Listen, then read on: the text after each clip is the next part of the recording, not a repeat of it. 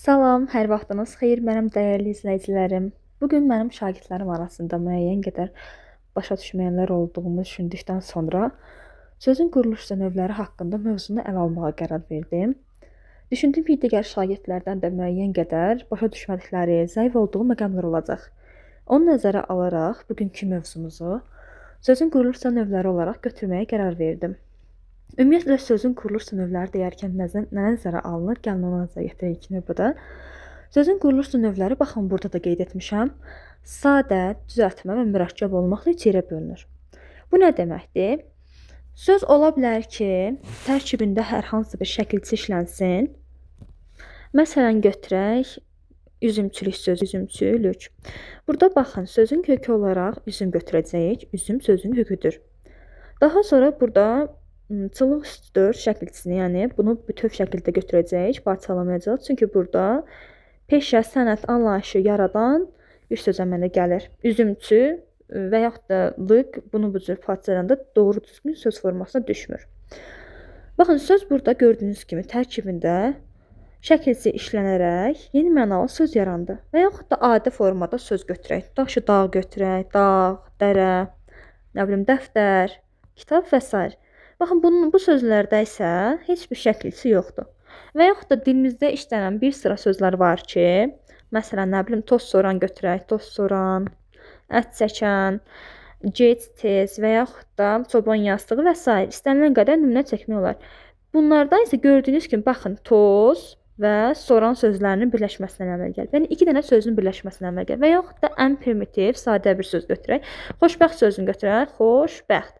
Baxın, burada xoş və bəxt sözlərindən birləşib. Yəni, dilimizdə olan sözlər tərkibində şəkilçi işlənərək düzəltmə ola bilər. Və yaxud da iki dənə sözün birləşməsindən əmələ gələrək mürəkkəb ola bilər. Yaxud da heç bir şəkilçi işlənməyərək sözün kökü və qrammatik şəkilçisindən ibarət olaraq sadə ola bilər. İndi gəlin burada sadə sözlərə nəzər yetirək. Sadə sözlər yalnız bir kökdən, baxın, iki dənə kök olanda artıq mürəkkəb söz olduğuna görə burada xüsusilə qeyd edirəm ki, sadə sözlərdə bir kökdən ibarət olmalıdır. Yaxud da kökün üzərinə qrammatik şəkilçi əlavə edərək yaralananlar da ola bilər. Qrammatik şəkilçi sözün mənasını dəyişmir. Eyni zamanda qrammatik şəkilçilərdə sözün quruluşunu dəyişmək kimi bir xüsusiyyət yoxdur. Yəni, sadə sözün üzərinə qrammatik şəkilçi əlavə edirəmsə, yenə sadə olaraq qalır. Və yaxud da söz düzəltmədirsə, mən bunun üzərinə qrammatik şəkilçi əlavə edirəmsə, yenə düzəltmə olaraq qalır. Baxın, bu gördüyünüz nümunələr şagirdlər tərəfindən daha çox qarışdırılan nümunələrdir. Şagirdlər müəyyən qədər çox çətinlik çəkirlər. İstər məsələn yoxuş sözü olsun, istər və yaxud da götürək səngər sözü olsun, yaxud da danlamaq sözü olsun və s. Yəni, bu kimi nümunələrdə şagirdlər çətinlik çəkir. Sözün kökünü məsələn adi götürək. Baxın, burada yazıram. Dağıntı sözünü götürək. Dağıntı sözündə sözün kökünü dağ götürürlər. Dağ ola bilməz axı sözün kökü. Biz deyirik ki, sadə sözlər bir kökdən ibarət olur, bir məna bildirir. Və yaxud da sadə sözlərdə kök və qrammatik şəkilçisindən ibarət olur. Sözün kökünü belə deyim, dağıntı sözündə biz götürsək, dağ. Dağıntı bilirik ki, yəni nəsə uçur, dağılır və nəticədə dağıntı əmələ gəlir. Sözün kökünə əgər dağ götürsək, dağ, təpə, bildiyimiz, yəni belə deyim, coğrafi olaraq dağ və dağıntı. Bunların bir-birindən məna baxımından yaxınlığı yoxdur. Düzəltmə sözlərə gəlin keçək. Baxın, burada xüsusilə izah edəcəm. Düzəltmə sözlərdə sözə ən azı bir leksik şəkilçi əlavə edərək yaradırıq. Düzəltmə sözlərdə yeni yaranan söz və sözün kökü məna baxımından müəyyən qədər əlaqə olmalıdır, məna yaxınlığı olmalıdır. Baxın, adi sadə həyatdan götürdüyümüz bir nümunə ilə izah edim bunu sizə. Məsələn, adi götürək ata-oğul münasibətini. Ata-oğul münasibətində oğul, yəni bilir ki, atadan olduğunu təsdiq eləməkdən ötürü müəyyən DNT testləri və s. həyata keçirilir. Ata-oğul arasında qan bağı olduğuna görə müəyyən qədər oğul atasına oxşayacaq xüsusiyyətlərinə görə. Amma təbii ki, belə deyim, oğul olduğuna görə, yəni onun özünə məxsus xüsusi xüsusiyyətləri də olacaq. Məsələn, atası tutaq ki, dini əqidə baxımından mömindirsə və yaxud da nə bilim və sair də başqa xüsusiyyətlərə malikdirsə, bu insan gəlib başqa xüsusiyyətlərə malik ola bilər. Məsələn, götürək dini xüsusiyyətlər olsun, istər musiqi zövqü olsun, yemək zövqü olsun, fərqli ola bilər. Amma istər-istəməz oğul ata arasında qan bağı olduğuna görə, oğul müəyyən xüsusiyyətlərinə görə atadan tam uzaqlaşmır. Yəni xüsusiyyətlərinə görə oxşuyur. Saçın rəngi ola bilər, boy xüsusiyyətləri ola bilər və s. Yəni həyatdan götürdüyümüz sadə bir nümunə üzərində izah etməyə çalışdım ki, düzəltmə sözlərdə də belədir. Sözün kökü və yeni yaranan söz arasında müəyyən qədər əlaqə olmalıdır, məna əlaqəsi olmalıdır, tam itməməlidir bu. Baxın, dənizçilər sözünü götürək. Baxın, burada nümunə yazmışam. Burada sözümüzün kökü dənizdir. Dənizdə işləyən adam nədir? Dənizçiliklə məşğul olan dənizçidir. Baxın, dənizdə işləyən bir şəxsdir da. Dənizlə əlaqəlidir. Yəni sözün kökü dənizdir. Mən buna çi artırdım, leksik şəkilçisi artırdım. Yeni mənalı söz yarandı. Amma yaranan yeni mənalı söz sözün kökündən tam da məna baxımından uzaqlaşmadı. Burada indi bir məsələni qeyd eləmişəm. Baxın, düzəltmə sözlərə leksik şəkilçidən sonra qrammatik şəkilçi qoşulsa belə sözün quruluşunu dəyişmir. Ümumiyyətlə qrammatik şəkilçi, leksik şəkilçi geniş anlayışdır. Yəni onu belə deyim, videonun tərkibinə tam qatmaq istəmirəm, amma müəyyən qədər də məlumat vermək istəyirəm ki, siz şagirdlər arasında müəyyən qədər çətinlik çəkənlər də onu dərk eləyə bilsin. Baxın, bu aşağıda qeyd eləmişəm. Qrammatik şəkilçiləri. Qrammatik şəkilçilər ən çox özünü isimlərdə göstərir, bir də feillərdə göstərir. Yəni universitet səviyyəsində orta məktəbdə tədris olunmur deyə əlavə nəsə deməyimə gərək yoxdur. Sadəcə olaraq isimlərdə, feillərdə olduğunu nəzərə çatdırmaq mənim üzərimə düşür. İsimlərdə hansılardır qrammatik şəkilçilərimiz? Cəm, hal, mənsubiyyət və xəbərli şəkilçiləri qrammatik şəkilçilərdir. Cəm şəkilçisini biz bilirik. Lar üstü 2, yəni larilər şəkilçisidir. Hal şəkilçiləri ismin altında halı var. Adlı halın şəkilçisi yoxdur. Özünə məxsus, bunu bilirik. Digər məsələn 5 halın şəkilçisi yönlü çal olsun, təsirli çal olsun, çıxışlı qal olsun və s. Bu şəkilçilər nəyə aiddir? Hal şəkilçilərinə aiddir və qrammatikdirlər. Sözün mənasını dəyişmir, sözün quruluşunu dəyişmir qrammatik şəkilçilər. Digər bir tərəfdən də mənsubiyyət şəkilçiləri. Mənsubiyyət şəkilçiləri də qrammatik şəkilçilərə aiddir.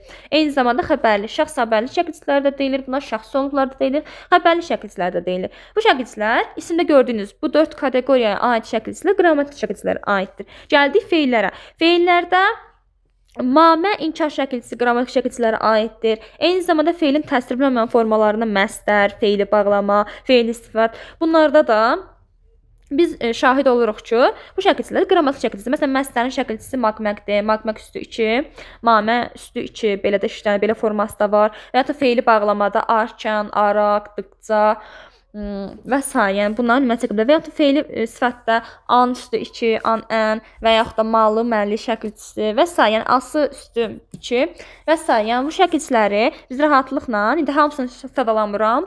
Mövzumuz yəni sözün quruluşunu izah etmək olduğuna görə müəyyən qədər məlumat vermək istəyirəm. Eyni zamanda qrammatik şəkilçilərə feillərdə feilin şəkillərinin şəkilçisi aiddir. Bu nə deməkdir? Feilin alt dənə şəkilləri var. Eyni zamanda buna köhnə kitablarda feilin təsriflənən formaları deyilirdi. Feilin təsriflənən formaları və yaxud da feilin şəkilləri.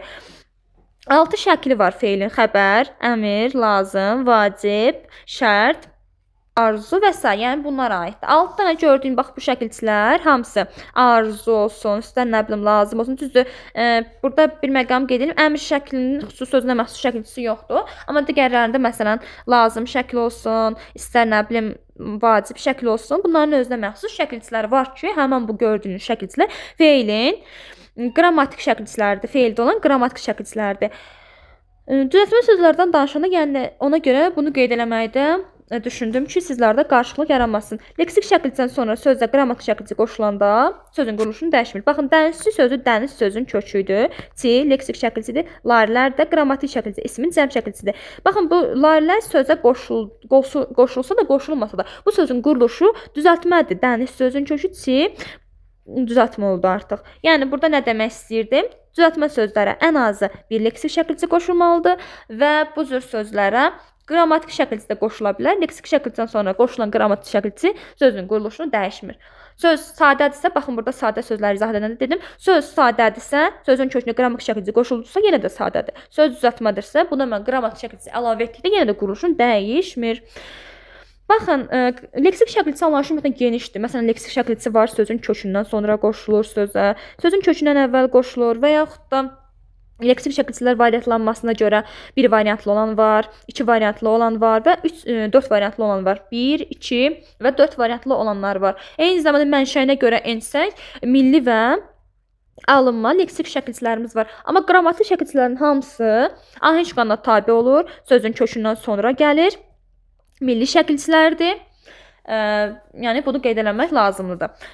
Nəyə görə burada, yəni düzəltmə sözlərdən daşında adlardan və feillərdən müxtəlif nüktəsi düzəldən şəkilçiləri ümumiyyətlə cəmləşdirmişəm. Hələ yazmadıqlarım da var. Ümumi olaraq bunları yazmaq istədim ki, yəni ən çox rastımıza çıxan düzəltmə şəkilçilər bunlardır. Adlardan və feillərdən müxtəlif nüktəsi düzəldir. Məsələn, lan üstü ki, feillərə artır, adlardan feil düzəldir və yaxud da nə bilim, lu üstü 4 həm sifət həm də ki, isim düzəldə bilir adlardan və s. Yəni feillərdən söz düzəldən şəkilçilər isə feillərə artırılaraq söz düzəldir. Məsələn, götürək adi burada vurma sözünü götürək. Vurmaqdan,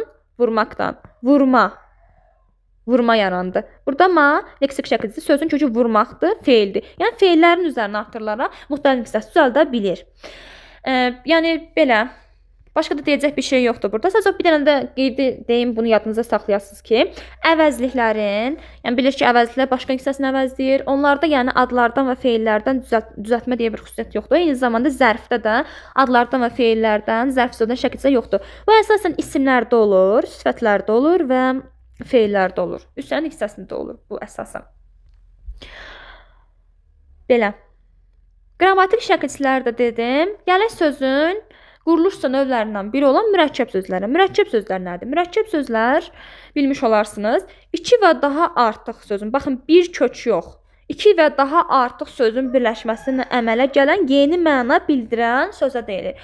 Baxın, normalda deyirik ki, məsələn, pəncərə sözünü deyirik. Pəncərə sözü var da dilimizdə. Və silmə sözünü deyirik. Amma mən bunu birləşdirdim. Pəncərə, silən etdim. Pəncərə, silən. Baxın, pəncərə silən formasında olanda bir məfhumu bildirir, bir anlayışı bildirir deyə mən bunu artıq mürəkkəb yazmalıyam. Yeni məna yaratdı və bu yaratdığı məna bir anlayışdan, bir əşya və bir məfhumdan söhbət getdiyinə görə, eyni bir əşyadan söhbət getdiyinə görə mən bunu artıq bitişik yazmalıyam. Mürəkkəb sözlər var, məsələn, bitişik yazılan var, mürəkkəb sözlər var, ayrı yazılan var, mürəkkəb sözlər var, defslə yazılan var. Baxın, defslə tre işarəsini bəzi şagirdlər qarışdırır. Defs balaca qoyulur, tre iri qoyulur. Tre durğu işarəsidir. Defs ancaq mürəkkəb sözlərdə iştirak edir. Yəni bu məqama diqqət etmək lazımdır. Birdən məsələn testlərdə sala bilərlər ki, mürəkkəb sözləri yaradarkən tre işarəsindən istifadə olunur. Xeyr, defs işarəsindən istifadə olunur. Baxın, burada qeyd eləmişəm. Diqqətlə baxın. Ağac sözü ayrı bir sözdür. Dəlmə feili də ayrı bir sözdür. Bu iki söz birləşdi. Eyni bir əşya məfhum bildirdi. Ağac dələn quşunu bildirdi. Ağac dələn quşunu da, ağac dələn quşunu bildirdi. Baxın, mürəkkəb sözlər dedim ki, bitişik, defslə və ayrı yazıla bilir. Ayrı yazılanlar isimlərdə, belə deyim, isimlərdə və sifətlərdə özünü göstərən bir xüsusiyyət deyil. Amma zərflərdə özünü göstərə bilir, həmçində mürəkkəb feillərdə özünü göstərə bilir. Təbii ki, burada söhbət belə deyim, hal-hazırda eyni zamanda əvəzliklərdə də göstərə bilir. Heç kim, heç kəs və s. Bunlar aid edə bilərik. Köməkçi nüksələrdə təbii ki, mürəkkəbliyi var, sadəliyi var. Bu kimi xüsusiyyətlər özünü göstərə bilir köməkçi nüksələrdə, amma köməkçi nüksələrində söz yaradıcılığında iştirak edə bilmə xüsusiyyətinə malik olmur deyə. Köməkçi nüksələrində çünki sual verə bilmirik, hər hansı bir belə deyim cümlə əzvi ola bilmir. Bir dənə məsələn qoşmanı müəyyən qədər deyə bilər ki, qoşma söz yaradıcılığında bəziləri məsələn aidlik əsasən kimi qoşmalar iştirak edə bilir. Az qismi, çox az qismi. Eyni zamanda qoşmalar müəyyən qədər qoşulduğu sözlərlə birlikdə cümlə özü ola bilir. Yəni mürəkkəb və sadə olmaq qisminə görə, quruluşuna görə köməkçi hissələrini də bura aid edə bilərik. Amma əsas olaraq belə deyim, əsas hissələrində özünü göstərir. Həmən bax bu üç quruluş sadə olmağı, sözün düzəltmə olmağı və mürəkkəb olmağı. Əsas bu üç quruluş özünü əsas hissələrini göstərir. Köməkçi hissələrində sadəcə olaraq mürəkkəblik və sadəlik özünü göstərə bilir. Qeyd elədik ki, Mürəkkəb sözlər defislə yazılanlar olur, bitişik yazılanlar olur və ayrı yazılan. Ayrı yazmaq özünü göstərə bilir feillərdə, eyni zamanda zərflərdə göstərə bilir özünü. Burada bir məqam qeyd eləmək istəyirəm ki, defislə yazılanlarda, artıq defislə yazılan mürəkkəb sözlərdə hansı məqamlarda defislə yazılır? Söz bir-birinə yaxın mənalı olduqda. Məsələn, dəftər, kitab yaxın mənalıdır, defislə yazılacaq. Yorğan, döşək yaxın mənalıdır, defislə yazılacaq. Eyni zamanda söz bir-birinə əks mənalıdırsa, bunları da mən defislə yazacağam. Bu mürəkkəb sözləri də defislə yazacağam. Baxın, gecə, gündüz, dərə, təpə və s. Gec, tez. Yəni istənilən qədər nümunə aid etmək olar. Eyni zamanda eyni sözün təkrarından əmələ gələn mürəkkəb sözlər defis vasitəsilə yazılır. Gec, tez, tez, az, səhər, yavaş və s. Və bundan savayı qeyri sözündən əmələ gələn mürəkkəb sözlər ki var, onlar da defis işarəsinin köməyi ilə yazılır. Qeyri-adi, qeyri-mümkün, qeyri-ixtiyari və s. Və bir məqamı da nəzərə çatdırım ki, defislə yazılan mürəkkəb sözlərdən bir qismi də belədir ki, tərəflərindən biri ayrılıqda leksik mənaya malik olmayanlar da defis işarəsinin köməyi ilə yazılır. Baxın, kağız-çuğuz deyirik. Kağız sözü var, amma çuğuz istifadə olunmur axı dilimizdə. Yəni bu sözün ayrılıqda bir mənası yoxdur. Ona görə mən kağız-çuğuz sözünü də defislə yazacağam və yaxud da kələ-kötür, və yaxud da çör-çöp, kağız-mağız və s. Yəni bu kimi nümunələrə aid edə bilərik. İndi edirəm ki, mənim izahım sizlərdən ötürü faydalı oldu. Yenə nəsə sizlərdən ötürü qaranlıq qalsa, şərhlə qismə yaza bilərsiniz. Mən sevə-sevə sizlərdən ötürü izah edə bilərəm və yaxud da cavab verərəm. Hələlik Allaha əmanət olun.